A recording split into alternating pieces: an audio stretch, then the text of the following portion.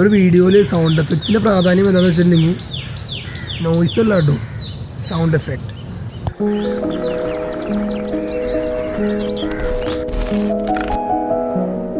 ഞാനിപ്പോൾ റീസെൻ്റായിട്ട് ചെയ്തൊരു വീഡിയോയിൽ ഞാൻ ആദ്യമായിട്ട് 14 ലേയേഴ്സ് ഓഫ് സൗണ്ട് എഫക്ട്സ് ഉപയോഗിച്ചേക്കാണ്. അപ്പോൾ അതിനകത്ത് ആ ഒരു വീഡിയോ ഞാൻ സൗണ്ട് എഫക്റ്റോട് കൂടി സൗണ്ട് എഫക്റ്റ് ഇല്ലാതെ നിങ്ങൾക്ക് ഞാൻ കാണിച്ചു തരാം. അപ്പോൾ നിങ്ങൾക്ക് മനസ്സിലാവും ഒരു വീഡിയോനെ നന്നാക്കാനായിട്ട് സൗണ്ട് എഫക്റ്റിൻ്റെ പ്രാധാന്യം എത്രത്തോളമാണെന്നുള്ളത്.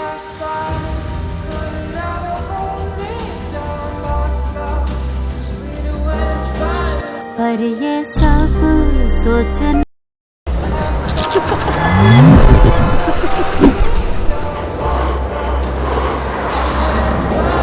पर ये सब सोचना ഇപ്പോൾ നിങ്ങൾക്ക് മനസ്സിലായില്ലേ